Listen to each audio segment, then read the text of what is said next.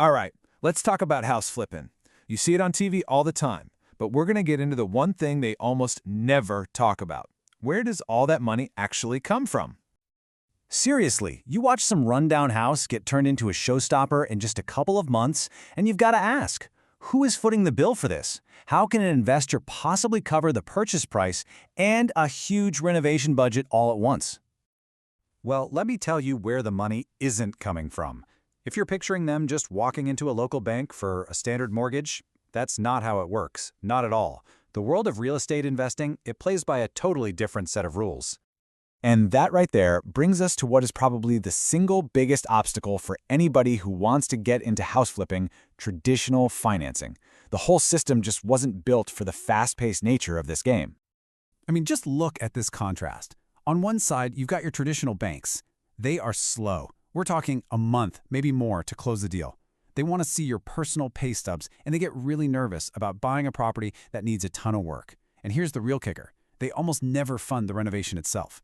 But then, on the other side, you've got these specialized fix-and-flip lenders. They are the complete opposite. They're fast, sometimes closing in a week. They care way more about the property's potential value than your 9-to-5 job. They love distressed properties, and they'll often fund the entire renovation budget. So, if they're not using regular loans, what in the world are they using? This is where a very specific kind of financial tool comes into play, one that's designed from the ground up just for investors. The entire system is built on this idea called asset-based lending. And here's the key thing to get. The lender isn't really betting on you. They're betting on the asset, on the house itself.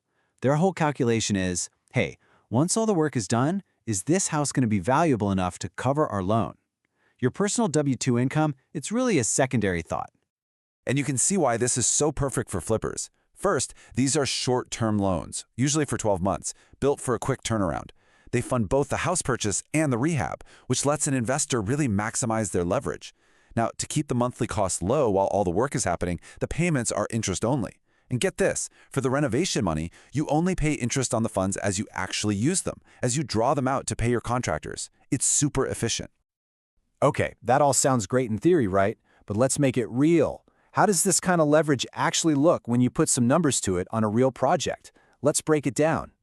First, you have to understand the single most important number in any flip. It's called the after repair value, or ARV. This is not what the house is worth today. It's the educated guess, the estimate, of what it'll be worth once all the renovations are done and it's sparkling new. Literally everything else in the deal hinges on this number being right. So let's walk through a typical project. Let's say you find a fixer-upper for $100 grand. You figure out it needs about $40,000 in work. So your total project cost is $140,000. But you've done your homework. You look at similar, newly renovated houses in the area, and you and your lender agree that once this place is all fixed up, it should sell for about $200,000. That $200,000, that's your ARV. Okay, now here's where the magic happens. Based on that $200,000 ARV, a fix-and-flip lender might say, okay, we'll find 90% of your purchase price and 100% of your renovations. So in our little example, that means they're bringing a loan for $130,000 to the table, which leaves just a tiny sliver for the investor to cover. And here it is. This is the punchline. The investor only needs to bring $10,000 of their own cash to the closing table to control a $140,000 project. That right there is the incredible power of leverage in action. It's how investors can do multiple projects at once and just completely supercharge their potential returns. But look, that was a nice, clean, simple example. Does it really work that way out in the messy real world? You know what? Let's pull back the curtain and look at an actual loan document. What you're looking at here is a term sheet. This is for a real property in Albany, Oregon. This is basically the document that outlines the proposed deal between the lender and the borrower before anything gets signed in ink. So let's break this down. The total loan amount is just over $321,000.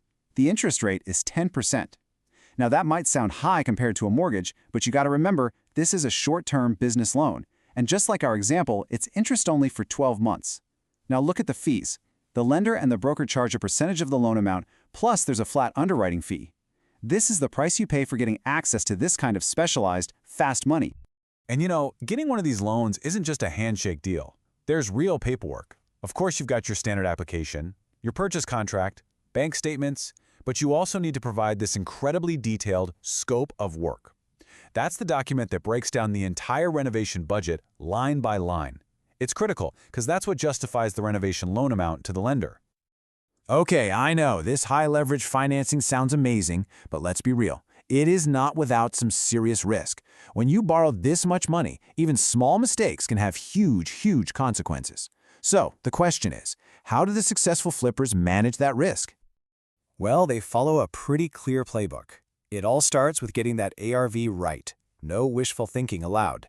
They always build a 10 to 20% contingency fund right into the renovation budget for all those nasty surprises. Because trust me, there are always surprises.